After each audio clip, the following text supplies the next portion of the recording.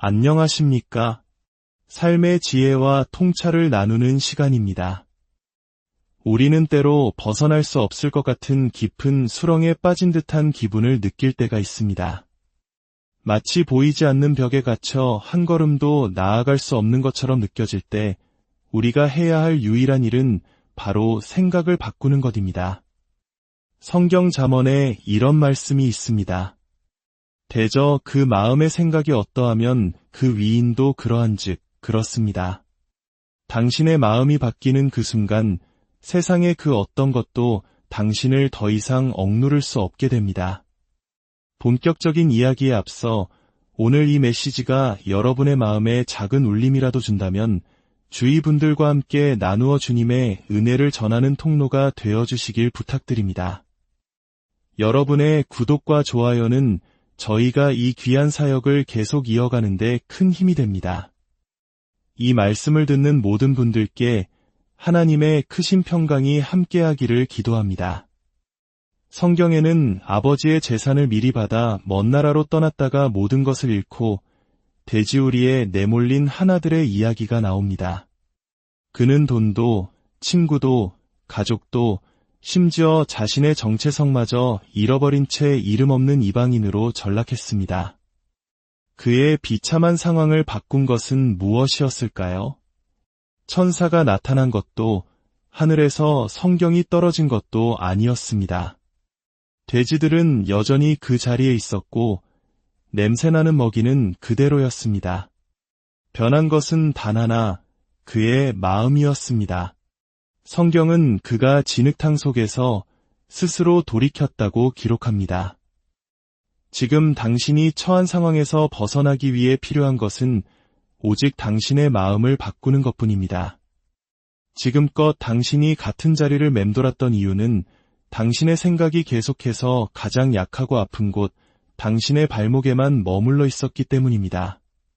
하나님께서는 당신에게 손을 뻗어 위대한 일을 행하라고 하시는데 당신의 시선은 절망적인 발목에만 고정되어 있습니다. 이제 이스라엘 백성들의 광야 시절로 시간 여행을 떠나보겠습니다. 그들은 약속의 땅을 향해 나아가던 중 매일 아침 하늘에서 내려오는 신비로운 양식, 만나를 먹었습니다. 하나님께서는 이 만나에 한 가지 규칙을 두셨습니다.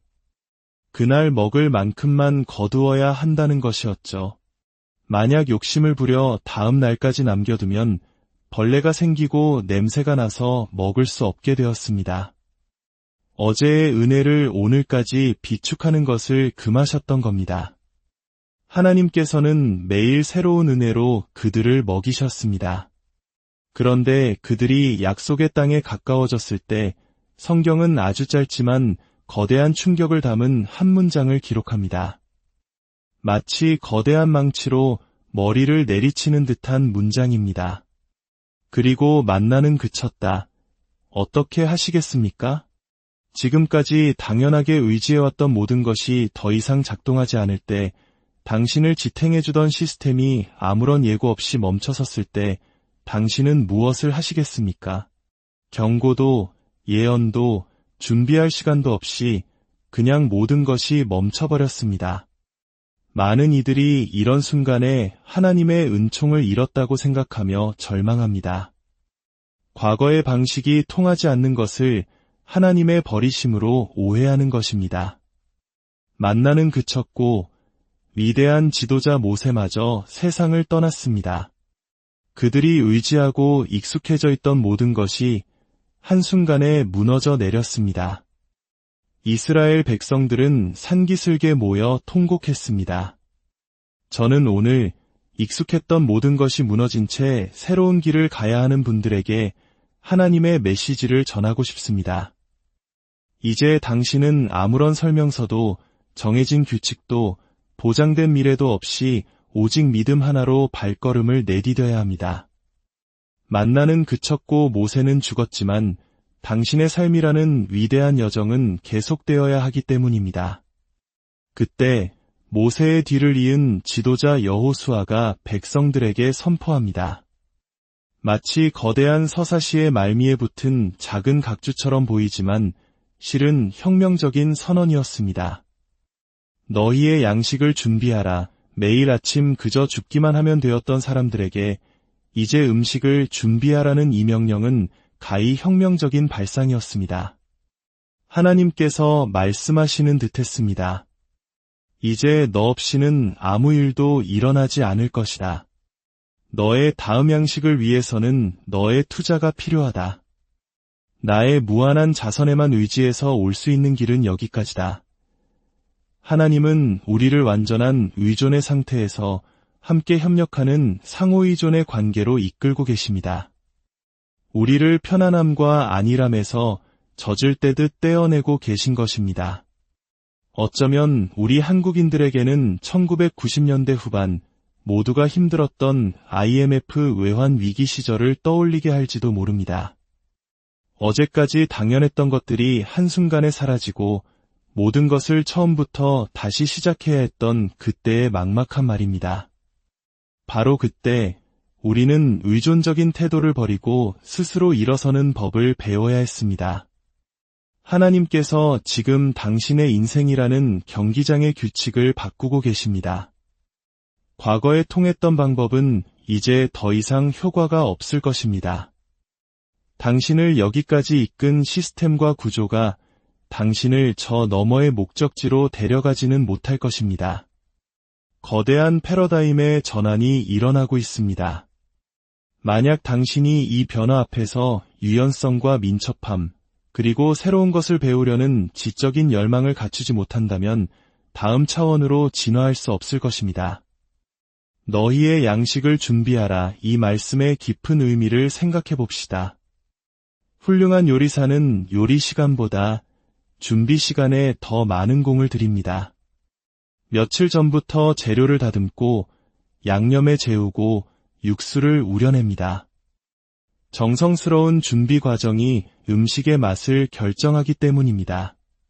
하지만 우리는 어떻습니까? 모든 것을 즉시 얻으려는 인스턴트 문화에 익숙해져 있습니다. 냉동실에서 음식을 꺼내 전자레인지에 몇 분 돌려 먹는 것을 식사라고 부릅니다. 하지만 그것은 진정한 양식이 아닙니다. 진정한 양식에는 준비 시간이 필요합니다. 어쩌면 지금 당신은 인생의 준비 시간을 보내고 있는지도 모릅니다. 주변 사람들은 당신이 변했다고, 예전 같지 않다고 말할지 모릅니다. 전화를 잘 받지 않고 관계에 소홀해 보일 수 있습니다. 하지만 당신은 오만해진 것이 아닙니다. 단지 인생의 다음 단계를 위한 준비에 몰두하고 있을 뿐입니다. 이전 계절에는 함께 농담하고 시간을 낭비할 수 있었지만 지금 이 계절에는 그럴 여유가 없습니다. 당신은 더 큰 부르심을 위해 준비하고 있기 때문입니다. 과거에 당신에게 힘이 되어주었던 관계나 환경이 이제는 더 이상 영양분을 공급하지 못하는 만나가 되었음을 깨달아야 합니다. 그들을 여전히 사랑하고 감사하지만 이제는 다른 사람들의 이야기를 하며 몇 시간씩 허비할 수 없습니다. 남의 인생에 대해 이야기하며 시간을 보내는 사람들은 어디로도 나아가지 못합니다. 당신은 당신의 미래를 준비해야 합니다. 아직 문은 열리지 않았지만 당신은 열쇠를 준비하고 있습니다. 아직 길은 보이지 않지만 당신은 신발끈을 묶고 있습니다. 이것이 바로 믿음의 증거입니다. 아직 일어나지 않은 일을 위해 준비하는 것. 아직 오븐에 넣지도 않은 요리를 위해 재료를 다듬고 구조를 잡는 것. 믿음의 구조와 전략을 더할 때 우리는 비로소 성공을 위한 준비를 마치게 됩니다. 이 준비 시간 동안에는 다른 사람들이 이해하지 못하는 행동을 해야 할 때도 있습니다. 왜 버터를 미리 꺼내놓느냐고, 왜 그냥 쓰지 않느냐고 물을지 모릅니다. 하지만 당신은 알고 있습니다. 파운드 케이크를 만들려면 버터가 실온 상태여야 한다는 것을, 모든 것이 완벽한 상태와 순서를 갖춰야 한다는 것을, 당신은 지금 머무는 방이 아니라 앞으로 들어갈 방을 위해 새로운 언어와 용어를 배우고 있습니다. 당신의 미래를 위한 언어를 준비하고 있습니다. 하나님께서 당신의 삶에 행하실 놀라운 일을 위해 스스로를 준비시키고 있는 것입니다. 많은 사람들은 목적지에 도착하면 그때 준비하겠다고 말합니다. 하지만 너무 늦습니다. 도착하기 전에 미리 준비해야 합니다. 지금 이 순간이 바로 당신의 준비 시간입니다.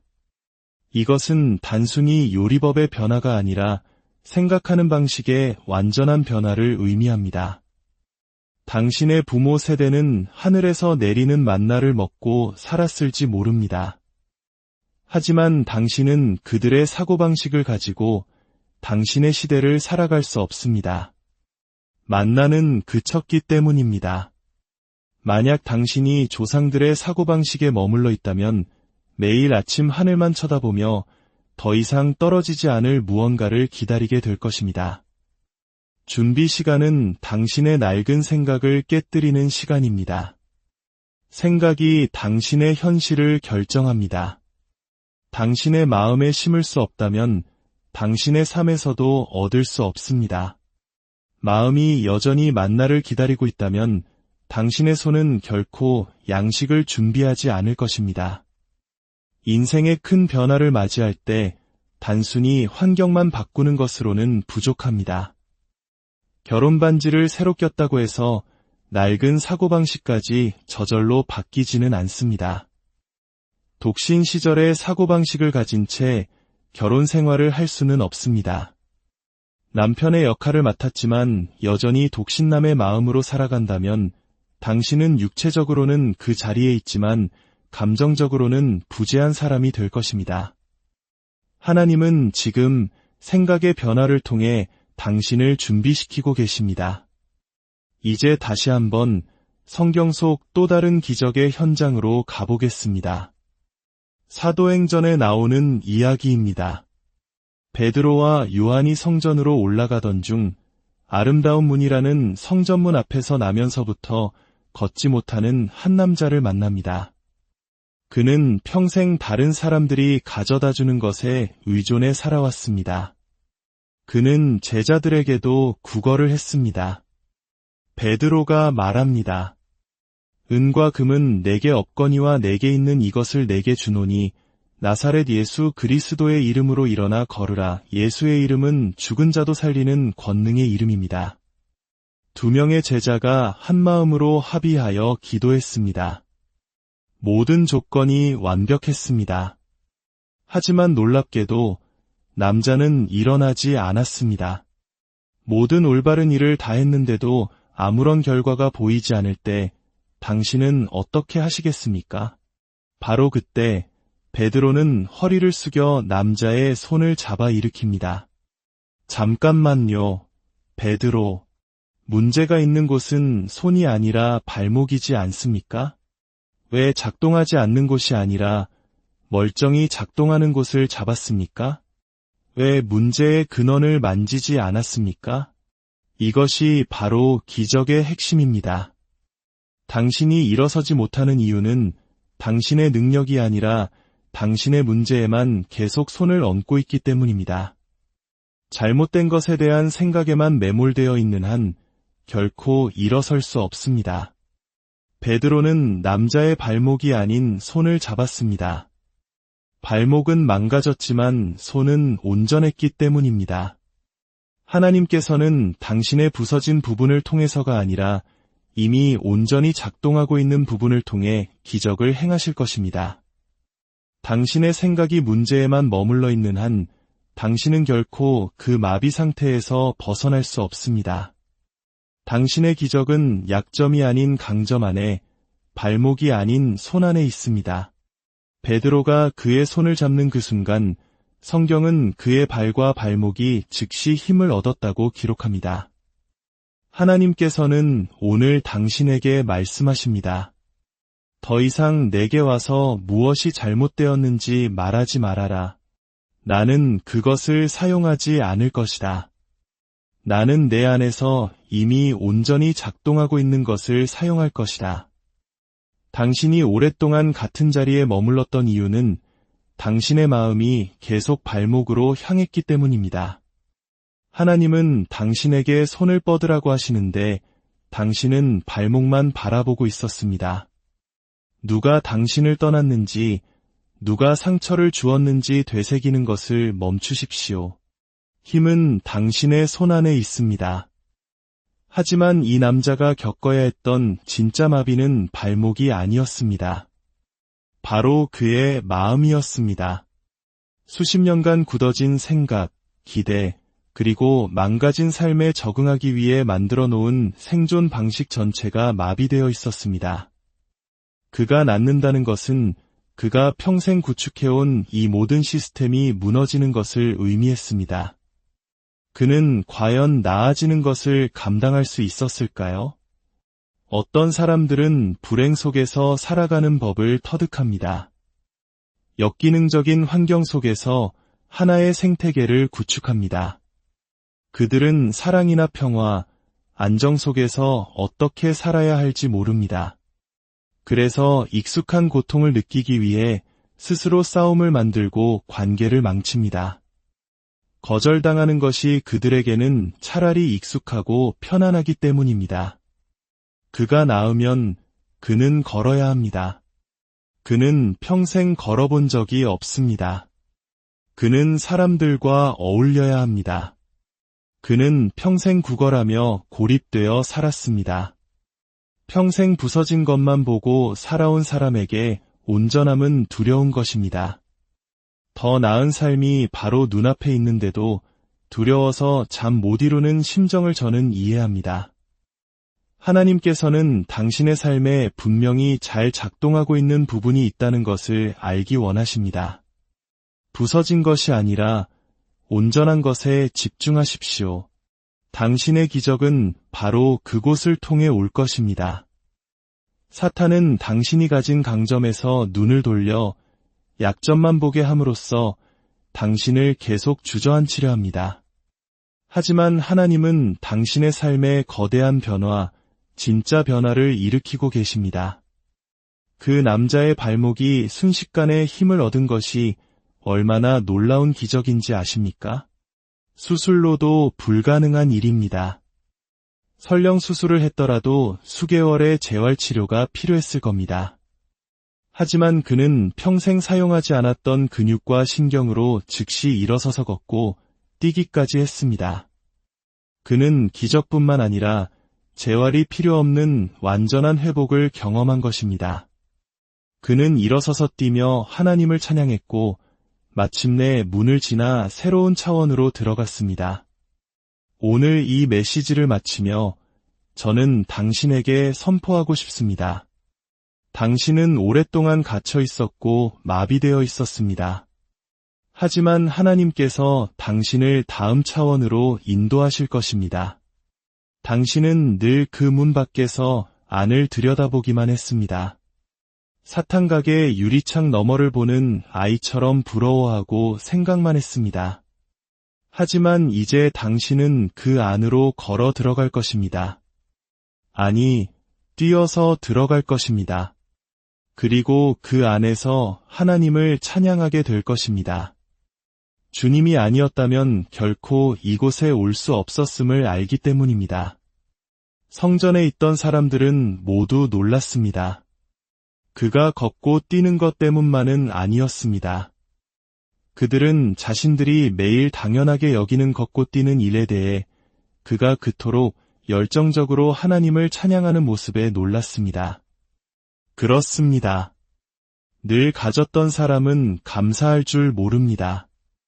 하지만 오랫동안 문 밖에 갇혀 있다가 마침내 들어온 사람은 다른 이들에게는 평범한 일상조차도 감사의 제목이 되는 것입니다. 저는 오늘 당신에게 예언합니다. 당신은 이 문 앞에서 당신의 인생을 마감하지 않을 것입니다. 당신이 생존을 위해 만들어온 이 비참한 순환 속에서 죽지 않을 것입니다. 당신을 계속 주저앉게 만드는 나약한 관계들에서 벗어나 당신에게 도전을 주고 당신을 일으켜 세우는 사람들과 함께 하십시오. 성령께서 제게 말씀하십니다. 당신은 너무 오랫동안 그 자리에 있어서 과연 일어설 수 있을지 의심하고 있다고. 하지만 하나님께서 말씀하십니다. 내가 너를 잡아당기는 순간을 기다려라. 당신의 영혼 깊은 곳에서 잡아당기는 그 느낌이 올 때 저항하지 마십시오. 발목을 걱정하지도 구걸하던 동전 그릇을 아까워하지도 마십시오. 성령의 이끄심에 반응하기만 한다면 당신이 일어서는 동안 하나님께서 당신의 발목을 책임지실 것입니다. 당신은 마비 상태에서 벗어나 위대한 패러다임의 전환을 경험할 것이며 다시는 그 문 앞에서 구걸하는 모습으로 발견되지 않을 것입니다. 오늘 이 이야기가 여러분의 마음에 깊은 울림을 주었기를 바랍니다. 여러분의 삶에 예비된 하나님의 놀라운 계획을 믿음으로 준비하고 마침내 그것을 온전히 소유하는 축복이 함께하기를 간절히 기도합니다. 주님의